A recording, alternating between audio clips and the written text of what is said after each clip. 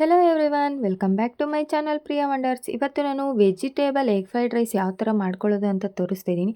ಅದಕ್ಕೆ ಬೇಕಾಗಿರೋಂಥ ಇಂಗ್ರೀಡಿಯೆಂಟ್ಸ್ ಬಂದು beans, capsicum, carrot, ಹಾಗೇನೆ ಈರುಳ್ಳಿ, ಕೊತ್ತಂಬರಿ ಸೊಪ್ಪು. ಸ್ಪೈಸಸ್ ಎಲ್ಲನೂ ನಾನು ಹಾಗೆ ವೀಡಿಯೋದಲ್ಲಿ ಹಾಕಬೇಕಾದ್ರೆ ಹೇಳ್ತೀನಿ. ಮೊದಲಿಗೆ ನಾನು ಬಾಣಲಿನ ಕಾಯಕ್ಕಿಟ್ಟು ಎಣ್ಣೆ 4 ಸ್ಪೂನು ಎಣ್ಣೆನ ಹಾಕ್ಕೊಂಡಿದ್ದೀನಿ. ನಿಮ್ಗೆ ಬೇಕಂದರೆ ಇನ್ನೂ ಜಾಸ್ತಿನೂ ಹಾಕ್ಕೊಬೋದು.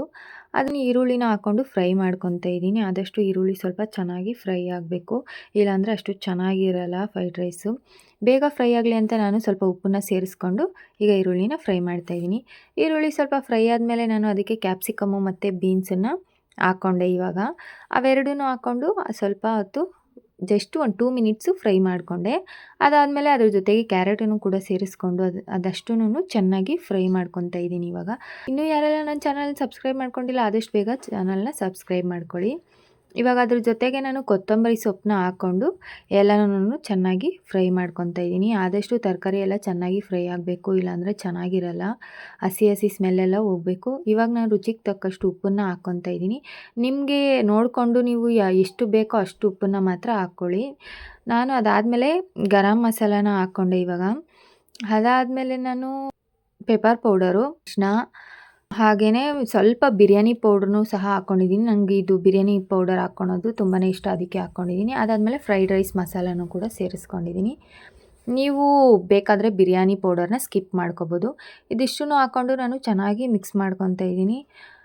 ಇದೆಲ್ಲನೂ ಚೆನ್ನಾಗಿ ಫ್ರೈ ಆದಮೇಲೆ ನಾನು ನಮ್ಮ ಮನೇಲಿ ಸಾಸ್ ಜಾಸ್ತಿ ಯೂಸ್ ಮಾಡಲ್ಲ, ಅದಕ್ಕೆ ನಾನು ಅಂಗಡಿಯಿಂದ ₹2 ಸಾಸ್ ಪ್ಯಾಕೆಟ್ 2ನ್ನ ತೊಗೊಂಬಂದು 1 ಪ್ಯಾಕೆಟ್ನ ನಾನು ಇವಾಗ ಸಾಸ್ ಪ್ಯಾಕೆಟ್ನ ಆ್ಯಡ್ ಮಾಡಿದ್ದೀನಿ. ನೀವು ಬೇಕಾದರೆ ಇನ್ನೂ ಜಾಸ್ತಿನೇ ಹಾಕ್ಕೋಬೋದು, ನಿಮಗೆ ಸಾಸ್ ಇಷ್ಟ ಅಂದರೆ. ಸಾಸ್ ಎಲ್ಲ ಹಾಕಿದಾದ್ಮೇಲೆ ನಾನು ಸ್ವಲ್ಪ ಖಾರದ ಪುಡಿನೂ ಹಾಕ್ಕೊತಿದ್ದೀನಿ. ಖಾರ ಜಾಸ್ತಿ ಬೇಕು ಅಂದರೆ ನೀವು ಜಾಸ್ತಿ ಖಾರನೂ ಹಾಕ್ಕೋಬೋದು. ಎಲ್ಲನೂ ಸೇರಿಸ್ಕೊಂಡು ಚೆನ್ನಾಗಿ ಫ್ರೈ ಮಾಡ್ಕೊತಾ ಇದ್ದೀನಿ. ಇವಾಗ ಅದೆಲ್ಲನೂ ಚೆನ್ನಾಗಿ ಫ್ರೈ ಆದಮೇಲೆ ಮೊಟ್ಟೆನ ಸೇರಿಸ್ಕೋಬೇಕು. ಅದಕ್ಕೆ ನಾನಿವಾಗ ಮೊಟ್ಟೆನ ರೆಡಿ ಮಾಡ್ಕೊತಾ ಇದ್ದೀನಿ, ಯಾವ ಥರ ಹಾಕೋದು ಅಂತ. ನಾನು ಒಂದೊಂದೇ ಮೊಟ್ಟೆ ಒಡೆದು ಹಾಕಲ್ಲ, ಯಾವಾಗಲೂ ನಾನು ಇದೇ ಥರ ಬೌಲಲ್ಲಿ ಹಾಕ್ಕೊಳೋದು. ನಾನು 5 ಮೊಟ್ಟೆ ತೊಗೊಂಡಿದ್ದೀನಿ ಇಲ್ಲಿ. ಅದನ್ನು ತೊಗೊಂಡು ಚೆನ್ನಾಗಿ ಮಿಕ್ಸ್ ಮಾಡ್ಕೊಂಡಿದ್ದೀನಿ. ಇವಾಗ ನಾನು ಇದನ್ನು ವೆಜಿಟೇಬಲ್ಸ್ ಜೊತೆಗೆ ಆ್ಯಡ್ ಮಾಡ್ತೀನಿ.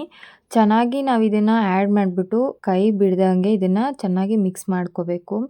ಕೈ ಬಿಟ್ಟರೆ ಮತ್ತೆ ತಳ ಅಂಟೋ ಚಾನ್ಸಸ್ ಇರುತ್ತೆ, ಅದಕ್ಕೆ ನೀವು ಕೈ ಬಿಡದೇ ಇರೋ ಥರ ಚೆನ್ನಾಗಿ ಮಿಕ್ಸ್ ಮಾಡ್ಕೊಳ್ಳಿ. ನೋಡಿ, ನಾನು ವೀಡಿಯೋದಲ್ಲಿ ಯಾವ ಥರ ತೋರಿಸಿದ್ದೀನೋ ಅದೇ ಥರ ಎಲ್ಲನೂ ಚೆನ್ನಾಗಿ ಮಿಕ್ಸ್ ಮಾಡ್ಕೋಬೇಕು.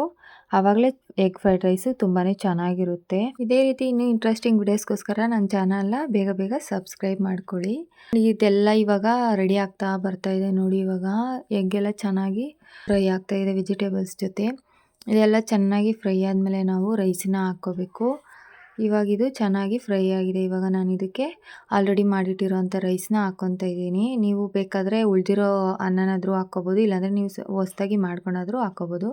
ಅದನ್ನೆಲ್ಲ ಚೆನ್ನಾಗಿ ಮಿಕ್ಸ್ ಮಾಡಿ ನಾನು ಲಾಸ್ಟಲ್ಲಿ ಸ್ವಲ್ಪ ಕೊತ್ತಂಬರಿ ಸೊಪ್ಪನ್ನ ಹಾಕ್ಕೊಂಡು ಅದಾದಮೇಲೆ ಇರೋವಂಥ ಒಂದು ಸಾಸ್ ಪ್ಯಾಕೆಟ್ನು ಸಹ ನಾನು ಲಾಸ್ಟಲ್ಲಿ ಸೇರಿಸ್ಕೊಂಡು ಎಲ್ಲನೂ ಚೆನ್ನಾಗಿ ಮಿಕ್ಸ್ ಮಾಡ್ಕೊತಾ ಇದ್ದೀನಿ. ಎಲ್ಲನೂ ಚೆನ್ನಾಗಿ ಮಿಕ್ಸ್ ಮಾಡಿಕೊಂಡು ಲಾಸ್ಟಲ್ಲಿ ಸರ್ವಿಂಗ್ ಬೌಲ್ಗೆ ಸರ್ವ್ ಮಾಡಿದ್ರೆ ವೆಜಿಟೇಬಲ್ ಎಗ್ ಫ್ರೈಡ್ ರೈಸು ರೆಡಿಯಾಗಿರುತ್ತೆ. ನಿಮ್ಗೆ ಬೇಕು ಅಂದರೆ ಇದನ್ನು ಮತ್ತೆ ಆನಿಯನ್ ಸ್ವಲ್ಪ ಕಟ್ ಮಾಡಿ ಇದ್ರ ಜೊತೆ ಆನಿಯನ್ನು ಸೇರಿಸ್ಕೊಂಡು ನೀವು ತಿನ್ಬೋದು, ಇನ್ನೂ ಚೆನ್ನಾಗಿರುತ್ತೆ. ಈ ರೆಸಿಪಿ ನಿಮಗೆಲ್ಲ ಇಷ್ಟ ಆಯಿತು ಅಂತ ಅಂದ್ಕೊಂಡಿದ್ದೀನಿ. ಇಷ್ಟ ಆಗಿದ್ರೆ ಲೈಕ್ ಮಾಡಿ, ಇನ್ನೂ ಜಾಸ್ತಿ ಇಷ್ಟ ಆಗಿದ್ರೆ ನನ್ನ ಚಾನಲ್ನ ಸಬ್ಸ್ಕ್ರೈಬ್ ಮಾಡ್ಕೊಳ್ಳಿ. ಇದೇ ರೀತಿ ಇನ್ನೂ ಇಂಟ್ರೆಸ್ಟಿಂಗ್ ಆಗಿರೋ ವಿಡಿಯೋಸ್ನ ಅಪ್ಲೋಡ್ ಮಾಡ್ತಾ ಇರ್ತೀನಿ. Thanks for watching, keep supporting.